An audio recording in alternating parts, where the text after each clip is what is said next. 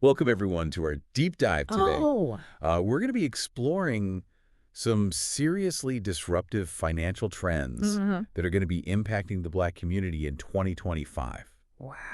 We have a really, really fascinating mix of reports and articles Okay, that we're going to be looking at today from both the U.S. and Canada. great.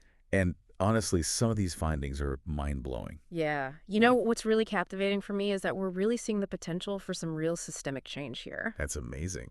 Just think about it. Like, imagine a future where Black-owned businesses are just booming, Yeah. generational wealth is being built, Hmm. and access to capital is genuinely equitable. Wow. That's the landscape we're going to be examining today. Yeah, so to really get a grip on, where things are headed, Right. it's really important, I think, to kind of first understand, where things stand right now. Precisely. And And unfortunately, the current financial landscape, it does reveal some stark disparities. okay. We're looking at a massive wealth gap. The median net worth for Black families in the U.S. is about $24,100, Wow. which is a stark contrast to the $188,200 median net worth for white families. Oh my gosh, that is a huge difference. It is. And it doesn't just end there, does it? Sadly, no. Okay. Home ownership rates also paint a very similar picture of this inequality. Right. For instance, the home ownership rate for Black Canadians is only about 45%, Wow. which is significantly lower than the national average of 68%. It's a big difference. It is. Yeah. And, while Black-owned businesses contribute billions of dollars to the economy, Yeah. they often face a real uphill battle when it comes to securing loans for growth. Yeah, it's like they're almost being held back. Yeah. And that's, I think, where these disruptive trends that we're going to be talking about come into play. They Absolutely. have the potential to, really shake things up. For sure. So the first one that we're going to dive into Okay. is the fintech revolution. Yeah. Now, we've all heard of fintech. What makes it so relevant in this context, though? Okay, so think of it this way. Yeah. Fintech is a force that's disrupting traditional banking systems. Okay. And what we're seeing is a surge in Black-owned fintech startups Interesting. that are specifically designed to tackle the obstacles that many in the Black community face. Okay. So, for example, there's this one startup called Fair Finance, Okay. and they are using AI to actually assess creditworthiness Okay. using alternative data like rent and utility payments. So it's not like the traditional credit score. Exactly. Right. And this allows them to offer loans with much more reasonable interest rates Right. to those who are very often excluded by these traditional banks. Those like fintech is kind of creating a workaround, Absolutely. opening these doors that were previously slammed shut. That's a fantastic way to put it. Yeah. And speaking of, shaking things up, Right. we can't overlook the growing influence of cryptocurrency and blockchain technology. Definitely. This is like my favorite part because I was so surprised to learn that Black Americans are showing a greater interest in crypto Yeah, than a lot of other demographics. for sure. One of our sources said that like 18% of Black Americans have already gotten involved in crypto. It's a trend to watch for sure. Yeah. Cryptocurrency has this immense power to disrupt traditional finance even further. Yeah. And the fact that the Black community is so actively engaging with it Yeah. is very significant. It's a good sign. It could be a really, really pivotal force for financial inclusion. Right. It's like a whole new playing field. Yeah. So the next two trends that we're going to explore are very, very deeply intertwined. Okay. And that's impact investing and financial literacy. Gotcha. So impact investing, for anyone who doesn't know, Yes. focuses on investments that generate both social and environmental good. Exactly. And it could be a really powerful tool for fueling Black-owned businesses, Absolutely. especially when you think about the fact that they make up over 15% of all U.S. businesses. Right. But there's a catch, right? There is, Like a missing piece to the puzzle. yeah.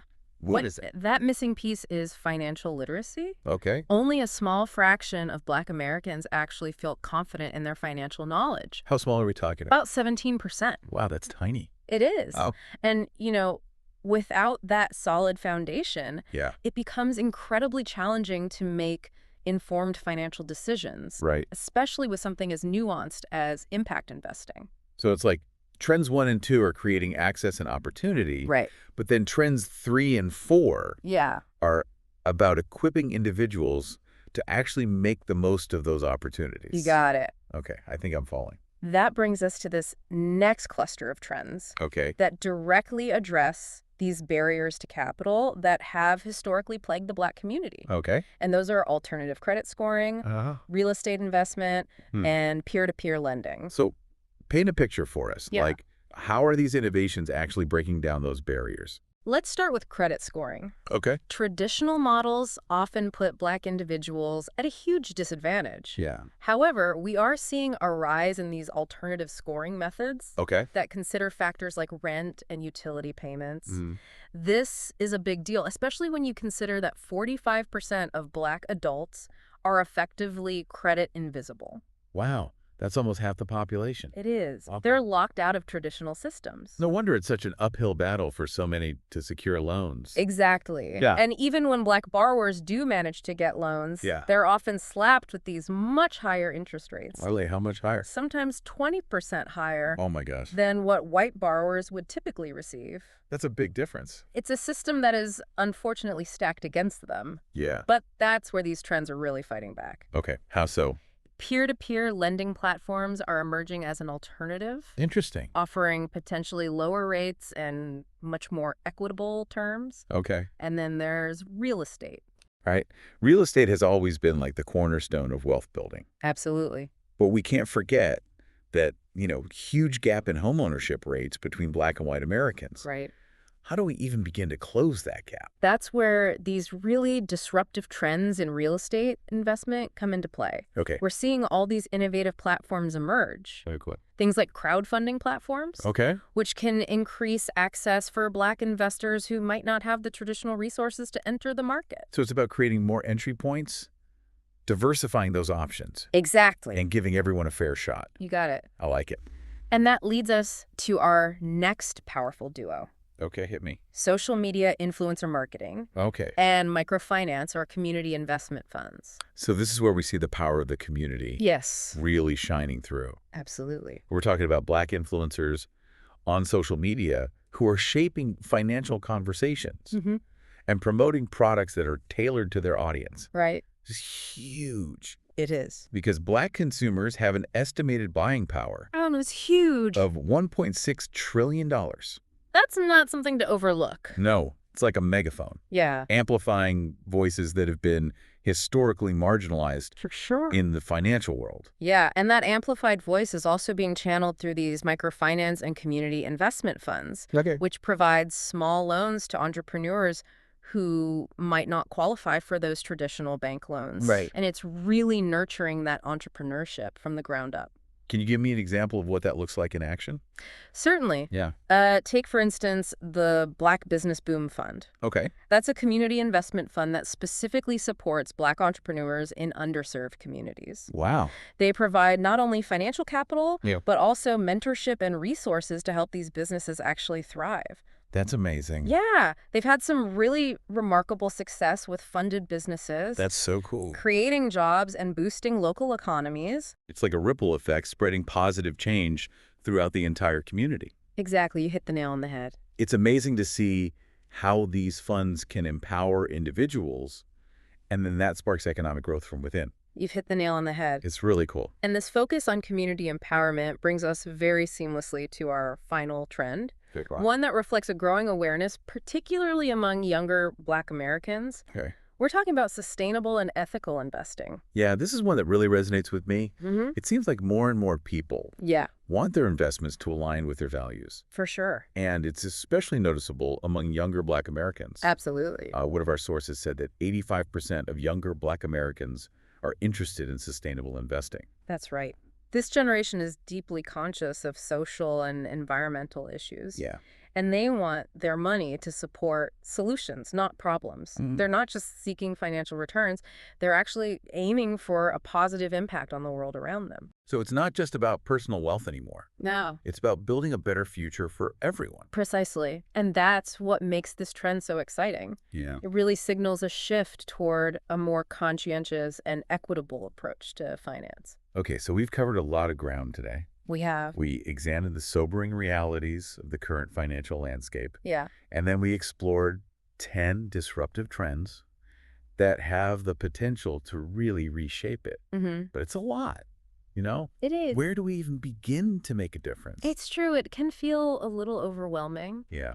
But I think the key takeaway here is that change is happening. That's a good point. These trends represent a very real opportunity for the Black community to close that wealth gap Yeah. and fundamentally change the way that we think about and interact with finance. So it's not about catching up. It's about taking the lead. Absolutely. That's pretty empowering. The Black community has always demonstrated this incredible resilience and innovation, and I think these trends are a real testament to that spirit. Yeah.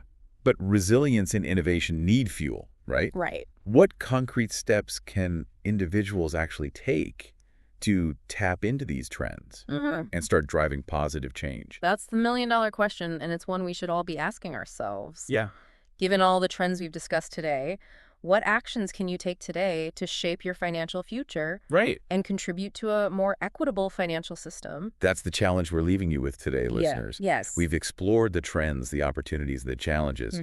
Now it's time to take action. Right. Start by exploring those resources we've highlighted in this deep dive. Yes. Engage in conversations with your friends and family. Please. And most importantly, don't hesitate to ask questions. Curiosity is key. Curiosity is key. I like that. Knowledge is power.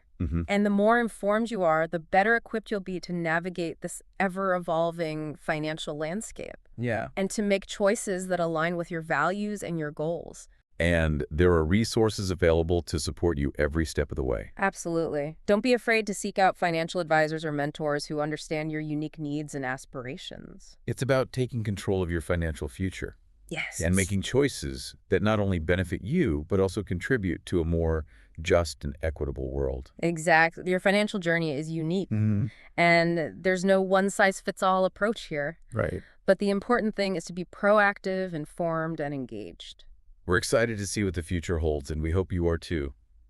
Wow, it's been an incredible journey, hasn't it? It really has. From those sobering statistics Yes. to the inspiring stories of innovation and resilience, I feel like we've all learned so much. We have. And, we uncovered some real challenges, but we also saw that immense potential for positive change. Yeah. And that's what I hope our listeners really take away from this deep dive. Yeah, it's not just about numbers and trends, It's about people, communities, and a future where financial empowerment is a reality for everyone. Absolutely. And it's a future that we can all play a part in building. Exactly. So let's keep these conversations going. Yes.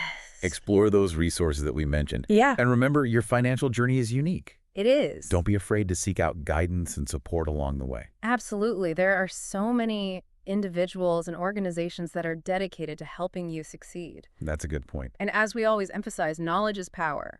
Knowledge is power. The more you learn, the more empowered you become to make those informed decisions and create the financial future that you deserve. I love it. Keep learning. Keep growing. And together, let's keep pushing for a more equitable financial world. Well, thank you so much for joining us on this deep dive. And until next time, keep exploring. Yes, explore.